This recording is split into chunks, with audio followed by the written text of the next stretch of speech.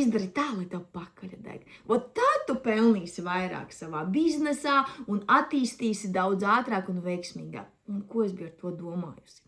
Tad, kad cilvēki ir komforta zonā, piemēram, pie manis nāk cilvēki uz konsultācijām, attīstīt savu biznesu, piesaistīt vairāk klientus, veiksmīgāk pārdot.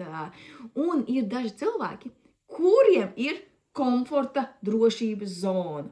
Un tas neļauj attīstīt esošo biznesu daudz spēcīgāk, daudz jaudīgāk. Tātad, piemēram, ir cilvēki, kuri attīsta savu biznesu paralēli strādājot. Bet tev taču jau ir tas, kas, es jau varu neiespringt, es jau varu tik traki, tik jaudīgi nedarīt, man taču ir alga, man taču ir darbs.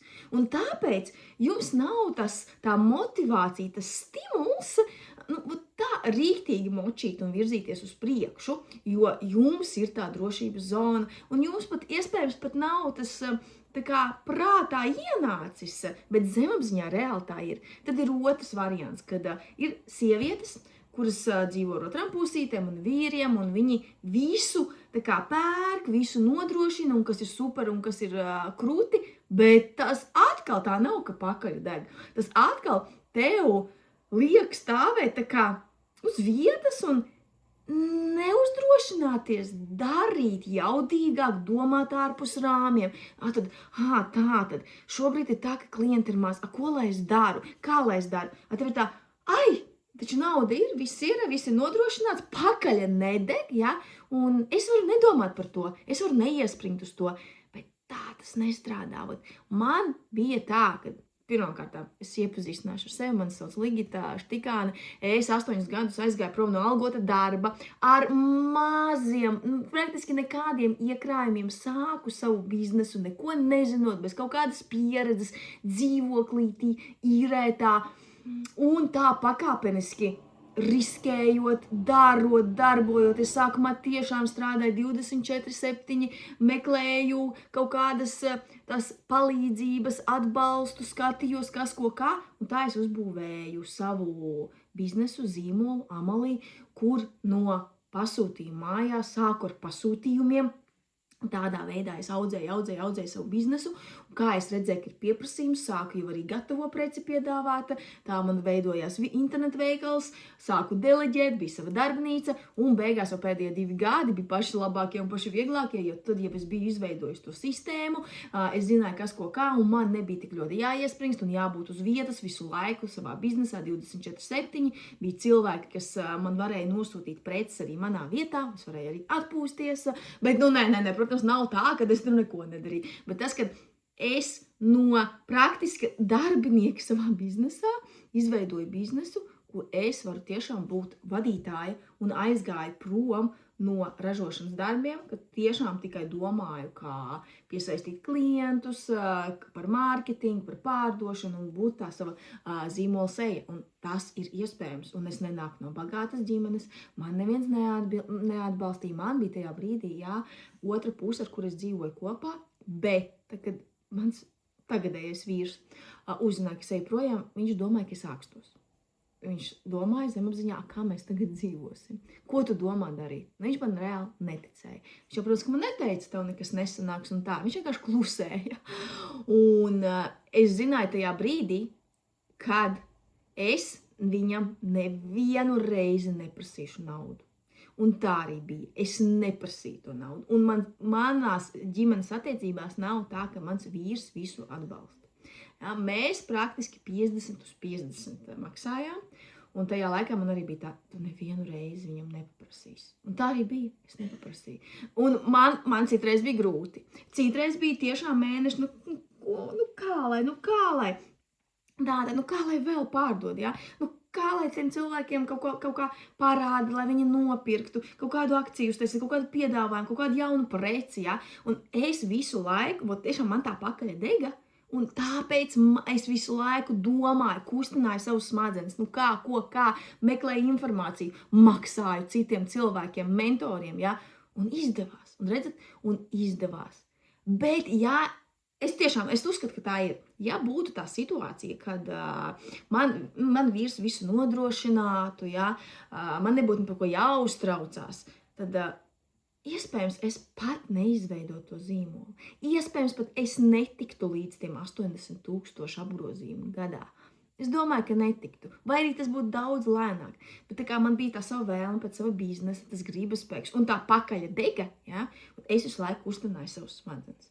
Un te es noteikti iesaku jums visiem, kuri grib sākt savu biznesu, kuri ir sākuši, kuri iespējams tur dažus gadus jau darbojās, nu tad te ir kaut kā jums jāiziet ārā no tās komforta zonas un sev jāpasaka, tas ir tādā gadījumā, ja tu nespēji augstāk, tā kā pavirzīt savu biznesu uz nākošo līmeni, viņam pasaki, tad, piemēram, tad viss, es tagad, man vajag nopelnīt, nezinu, tam un tam un tam, un es nedrīkstu prasīt, piemēram, tur nevienam naudu.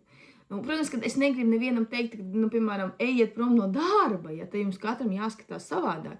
Bet manā situācijā tas nebija variants strādāt darbā un attīstīt savu biznesu, ceļš, ja tas ir ražošanas biznes. Ja? Jo tu nevari strādāt dienas, kādā dienas, ja, pamata darbā, ja, kur tev ir jābūt noteiktās mēnešu stundas darbā, tā 160 un vēl attīstīt biznesu. Var, bet tas man liekas ļoti grūti, un tāpēc arī aizgāju projām. Un man tas pamats bija, jo man nebija nekādi iekrājumi. Tie iekrājumi, kas mums bija, tas bija paredzēt dzīvokļa iegādēji, un tā kā vīrs nebija tas, kas man teica, davai, jā, zini, ka tev sanāks. Es nevarēju nekādu kapeiku prasīt no iekrājumiem. Tad mans bija tas drošības pilvens, tā pēdējā alga, ko man izmaksāja, un plus vēl tās atvaļinājuma dienas, kuras es nebiju izņēmusi, kas man bija ļoti normāli, man pēdējo naudu izmaksāja darbā, un plus vēl tie 9 mēneši bezdarbnieki. Pirms 8 gadiem tas vēl bija, tur bija ļoti normāli maksāja. Un tā es arī dzīvoju to naudu un lēnītiem pakāpeniski ieguldīju savā biznesā. Jā, te es jums noteikti gribu ieteikt. Ja? Ja tur, tā arī, piemēram, ziniet, kā jums ir jādara? Nevajag visu laiku tā kā iet biznesā ar tādu kā lai pasaka, tādu bērnišķīgumu, tādu, gan jau būs labi, gan jau viss izdosies. Es sāku, man nebija šitāda nekāda domāšana biznesa, es tur arī tā kā uz labu laimi, bet tad, kad es jau sāku, tiešām, tā kā padomāt un mācīties no citiem uzņēmējiem, tad ir, tomēr biznesa tā ir nopietna lieta. Un to var reāli, piemēram, sieviete, kur bez zināšanām, ja, tu vari, ja tu mācies, dari, tu to vari visu izveidot, ja, bet galvenais, un riskēt, tā drosme noteikti ir vajadzīga. Un tu arī esi uztrenējis tāda pirms 8 gadiem vispār, lai es tur runātu kaut kādu YouTube video vai sociālajos tīklos, tur izteikt savu viedokli. Nē, tas nekad nebija par mani, bet tā ir prasme, ko visu var uztrenēt, jo mūsos katrā ir tiešām tā drosme, tas savs, ja, tas patiesums, ka tu drīksti būt tu pats, ka tu drīksti pateikt to, ko tu domā, un tiešām parādīt sevi un nekautrēties no tā, ko tu dari, tas ir katrā, to var uztrenēt. Es to esmu arī uztrenējusi. Bet, tiešām jums arī savu biznesu jāpaskatās, tā nopietna, tāda aci. Ir pagājuši, piemēram, 3 gadi, kurus esmu šobrīd. Vai ir kad es šobrīd apgrozu tik, iespējams, man vajag deliģēt, iespējams, man vajag kaut ko pamainīt, iespējams, man vajag pārdot kaut kā jaudīgāk, vairāk, veiksmīgāk, iespējams, es neizmantoju visus kanālus, iespējams, man vajag kaut kādu sadarbību, iespējams, man vajag pamainīt izējmateriālus, kaut ko atrast savādāku, iespējams, man vajag kaut kādu produktu, piemēram, varbūt man ir tikai tāds augstās klases produkts, varbūt es varu arī uztaisīt vidējas cenas kategorijas produktu, ja? Un te arī, vajag pasēdēt un paskatīties, jo, ja tu esi iestagnējis, kaut kas ir jādara un jāmaina. Rakstiet man komentārā, kā jums iet jūsu biznesā, cik ilgi jūs vispār darbojaties, sākums, gribat savu biznesu, jau vairāki gadi, lai es varētu ar jums pakomunicēt un saprast, ko jūs gribat dzirdēt no manis turpmāk, jo man ir plāns katru nedēļu iedot kādu video, kaut ko jums pateikt, jo es saprotu to, kad es tagad arī, piemēram, dalos sociālajos tīklos, tikai noteikti piesakojiet man Instagramā, TikTokā, var arī Facebookā, bet man vislabāk patīk Instagrams un TikToks, @Ligita Stikāne. Esmu gan Instagramā, gan TikTokā tādu lietotāju vārdu, tur es dalos ar saviem lejām, kā man nesanāca, kas ko kā, un tagad, kad es stāstu, kam es esmu izgājis cauri, tā godīgi visu dalos, ir tā, ka es sapratu to, ka piedodiet, ir tā, ka es sevi par maz novērtēju, jo es reāli, vienkārši, tāda parasta meitenīte no laukiem, kurai apkārt nebija tajā brīdī ne cilvēki, kuriem ir biznesa domāšana, nekāds atbalsts. Pati visu meklēja, visu darīja, sēdēja stundām ilgi un man sanāca.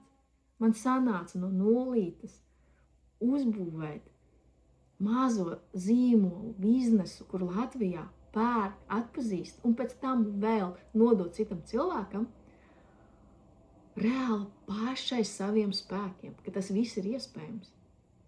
Tad te ir tikai vajag to gribas spēku, drosmi, mainīties, mācīties, būt zināšanas, riskēt, par domāšanu, biznesa domāšanu, paņemt arī klāta, pamācīties. Un viss sanāks, un tu vari izveidot reāli. Vari praktiski uz 100,000 apgrozījumiem. Un tas ir grūtākais ceļš. Biznes, kur ir viss no nulītes, kur ir idejas, kur tu izveido kaut ko, tad tu ražo, tev vajag deliģēt darbiniekus, tev vajag darbnīcu, plus vēl tev jāpārdod. Tas ir grūti. Un cevišķi īstenībā, mēs zinām, Latvijā tie handmade netiek ļoti nenovērtē, viņi tos handmade, kad cilvēki grib prasīt mazāku cenu, bet sanāca. Protams, ka bija visādi izaicinājumi. Tā kā es tev novēlu, lai tev arī viss izdodās. Ja tev vajag kaut kādus, piemēram, tiešām es dalos ar visiem padomiem, ieteikumiem, noteikti piesakumi no sociālajos tīklos vai šeit YouTube'ā, un arī laipni aicināti uz manām apmācībām, uz konsultācijām, ja tu esi kaut kur iestrēdis, ja jūti, kad neties tur tālāk, un mana stiprā puse, atšķirība no citiem, ir tieši vēl ļoti, kas bremzē daudz uzņēmējus, kad nemāk pārdot, kad pārāk reklamē savu preci un cilvēkiem tas neinteresē. Cevišķi par sociālajiem tīkliem es tev varu ļoti gudri iemācīt, kā forši superīgi pārdot tev preci vai pakalpojumu. Tā kā, ja vajag kaut kādu palīdzību, kādas konsultācijas, aprakstā atstāšu arī kā ar manīm sazināties un visu varam sarunāt. Paldies tev! Tiekamies jau kaut kādā drīzumā nākošajā video sērijā. Tā!